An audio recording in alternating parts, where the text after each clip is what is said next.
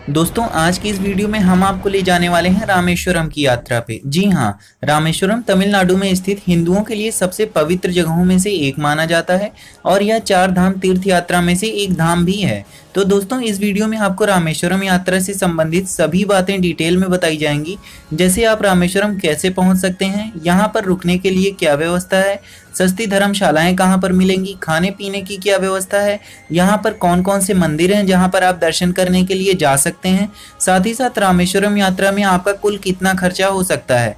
तो वीडियो को शुरू से अंत तक जरूर देखें और अगर आप चैनल पर पहली बार आए हैं तो चैनल को सब्सक्राइब करना, वीडियो को लाइक और शेयर करना बिल्कुल मत भूलिएगा। चलिए सबसे पहले बात करते हैं कि आप रामेश्वरम कैसे पहुंच सकते हैं। दोस्तों रामेश्वरम पहुंचने के लिए आपके पास 3 ऑप्शन है। पहले ऑप्शन की अगर बात करें तो वो है बाई ट्रेन। अगर आप बाई ट्रेन आना चाहते हैं तो रामेश्वरम में ही रेलवे स्टेशन है। अगर आपके शहर से डायरेक्ट रामेश्वरम तक ट्रेन मिल जाती है तो अच्छी बात है। अगर डायरेक्ट ट्रेन नहीं मिलती है रामेश्वरम तक तो आप मदुरई आ जाइए और मदुरई से रामेश्वरम तक की डिस्टेंस करीब 170 किलोमीटर है। और मदुरई पहुंचने के बाद आप चाहें तो बस के द्वारा या फिर ट्रेन चेंज करके भी आप रामेश्वरम पहुंच सकते हैं। दूसरे ऑप्शन की बात की जाए तो वो है बाई रोड। दोस्तों अगर आप अपने पर्सनल व्हीकल से आना चाहते हैं तो आप मदुरई तक आ सकते हैं और मदुरई से आपको गवर्नमेंट बसेस और प्राइवेट बसेस दोनों ही मिल जाएंगी, जिसकी मदद से आप रामेश्वरम पहुंच सकते हैं।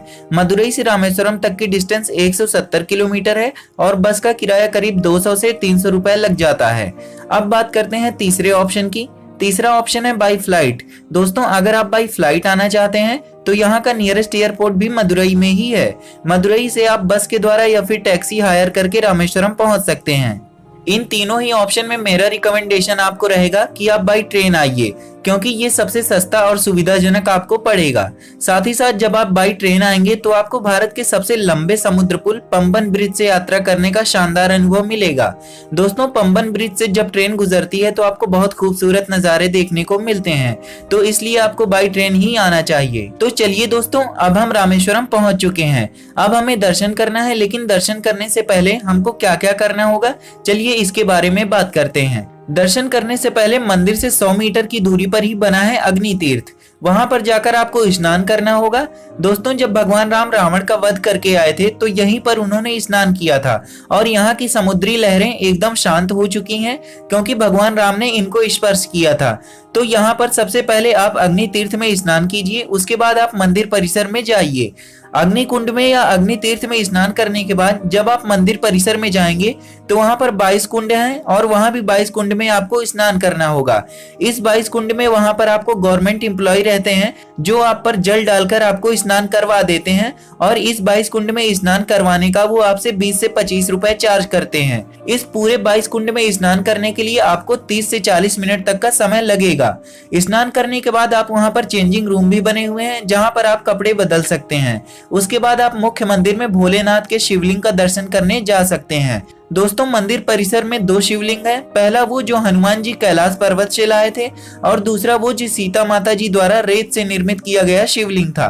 तो पहले आप हनुमान जी द्वारा लाए गए शिवलिंग का दर्शन करेंगे, उसके बाद आप सीता माता द्वारा निर्मित शिवलिंग के दर्शन करेंगे। दोस्तों मंदिर परिसर में जब आप जाएंगे तो आपको बहुत सुंदर नजारा देखने को मिलेगा। आपको बता दें कि इंडिया का लार्जेस्ट कॉरिडोर रामेश्वरम मंदिर में ही है। यहाँ के कॉरिडोर गलियारे बेहद खूबसूरत हैं और नए पत्थरों से बने हुए पिलर यहाँ पर आपको बहुत ही आकर्षित करेंगे। दोस्तों मंदिर परिसर में ही अनेक मंदिर हैं, जैसे अंबिका माता का मंदिर, हनुमान जी का मंदिर, पार्वती माता का मंदिर। इन सारे मंदिर में जाकर आप दर्शन कर सकते हैं।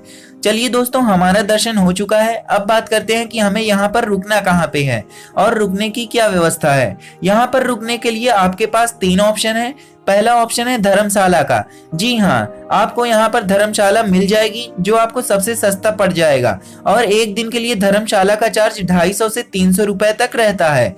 रामेश्वरम में आपको मंदिर परिसर के आसपास ही बहुत सारी धर्मशालाएं देखने को मिल जाएंगी। दूसरा ऑप्शन है दोस्तों रामेश्वरम मंदिर ट्रस्ट की तरफ से भी वहां पर रूम अवेलेबल कराए जाते हैं, जिन्हें आप इस वेबसाइट पर जाकर ऑनलाइन बुक कर सकते हैं और ट्रस्ट के रूम का चार्ज 500 रुपए पर डे का होता है।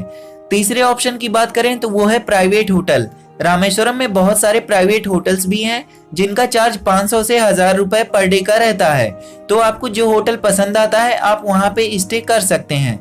चलिए अब बात करते हैं भोजन की। तो भोजन के लिए भी आपके लिए यहाँ पर दो ऑप्शन है। पहले ऑप्शन की अगर बात करूं तो वो है मंदिर परिसर में ही मंदिर ट्रस्ट की तरफ से भंडारा चलता रहता है, तो आप भंडारे में जाकर भोजन कर सकते हैं। भंडारे की टाइमिंग यहाँ पर सुबह 11 बजे से दोपहर 3 बजे तक रहती है। तो अगर आप मंदिर परिसर में भोजन करना चाहते हैं तो यहाँ भोजन कर सकते हैं, लेकिन टाइमिंग का विशेष ध्यान रखें, 11 बजे से 3 बजे तक। दूसरा ऑप्शन आपके पास है होटल या रेस्टोरेंट का। यहाँ पर होटल और रेस्टोरेंट आपको 100 से 150 रुपए में थाली मिल जाएगी और आप चाहें तो यहाँ भोजन कर सकते हैं। तो चलिए दोस्तों, अब बात करते हैं कि रामेश्वरम जाने के लिए बेस्ट टाइम या सबसे अच्छा समय कौन सा है। दोस्तों, रामेश्वरम आप कभी भी जा सकते हैं, लेकिन मैं आपको रिकमेंड करूंगा कि आप नवंबर से मार्च अप्रैल तक रामेश्वरम जाएं। यही बेस्ट टाइम है, क्योंकि समर सीजन में यानी गर्मियों में साउथ इंडिया में काफी ज्यादा गर्मी पड़ती है और इस समय यात्रा थोड़ी सी मुश्किल हो जाती है। इसीलिए आप विंटर सीजन को प्रेफर करें रामेश्वरम जाने के लिए। चलिए अब बात करते हैं कि आपको रामेश्वरम में कितने दिन का टूर प्लान बनाना चाहिए। तो आपको बता दें, आप रामेश्वरम में 2 दिन का टूर प्लान बनाइए। 2 दिन रामेश्वरम घूमने के लिए सफिशिएंट है। तो चलिए दोस्तों, अब बात करते हैं कि रामेश्वरम में हमें और कौन कौन सी जगहों पर घूमने जाना चाहिए। बात करते हैं सबसे पहले मंदिर की, जो है पंचमुखी हनुमान मंदिर। दोस्तों, पंचमुखी हनुमान मंदिर में आप जा सकते हैं। यहाँ हनुमान जी की बहुत बड़ी मूर्ति है, जहाँ आप दर्शन कर सकते हैं।